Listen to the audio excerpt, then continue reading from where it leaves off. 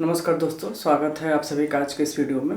दोस्तों, अभी एक नया नोटिफिकेशन NCISM के द्वारा जारी किया गया है और इसका विषय थोड़ा सा डिफरेंट है।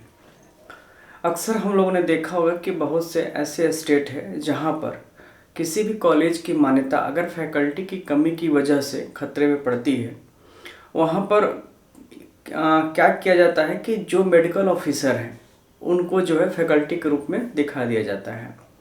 और लगभग देश के हर एक राज्य में कमोबेश स्थिति यही है। जहाँ भी जिस भी कॉलेज में या इंस्टीट्यूट में किसी भी सब्जेक्ट में अगर किसी फैकल्टी की कमी है, यानी कि लेक्चर रीडर या प्रोफेसर की, वहाँ पर मेडिकल ऑफिसर को फैकल्टी के रूप में दिखा दिया जाता है और उस साल की मान्यता ले ली जाती है। लेकिन इसमें 2022 में जो नया एक्ट बना था NCISM एक्ट, उसमें बहुत सी चीज़ों को चेंज किया गया था। उसके बाद भी बहुत जगहों पे यही हो रहा था अभी भी कि फैकल्टी की जगह पे किसी मेडिकल ऑफिसर को दिखा दिया जाता था।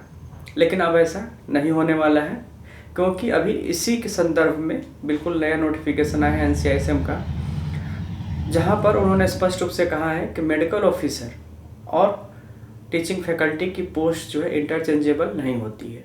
यानी कि आप किसी भी मेडिकल ऑफिसर को टीचिंग पोस्ट पे आप नहीं दिखा सकते और ये बिल्कुल जो है इलीगल है।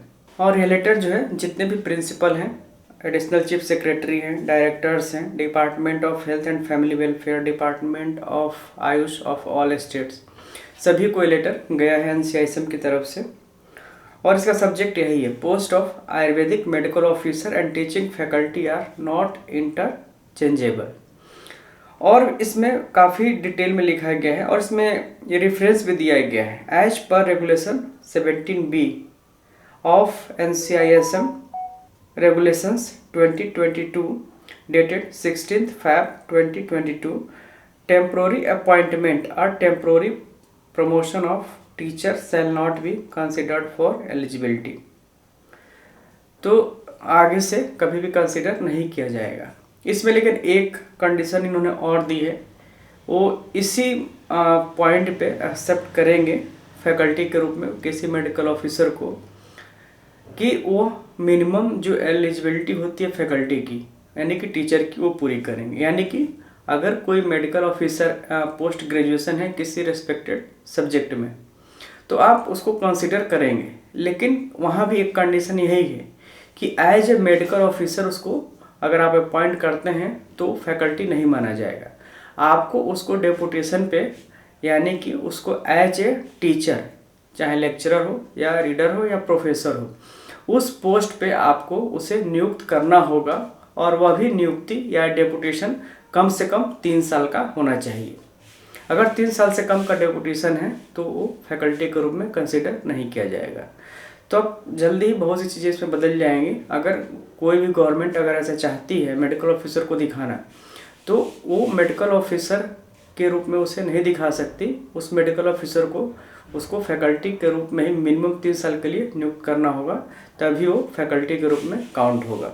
इसके बारे में बहुत ही स्पष्ट लिखा गया है, in case of deputation of medical officer as a teacher it shall be with qualifications, यानी कि पोस्ट ग्रेजुएशन तो मैंडेटरी होना ही चाहिए medical officer, designations and experience as specified in this regulation and the deputation shall not be less than 3 years। यानी कि अगर आप उसको डिप्यूट कर भी रहे हैं फैकल्टी के रूप में तो कम से कम 3 साल का होना चाहिए।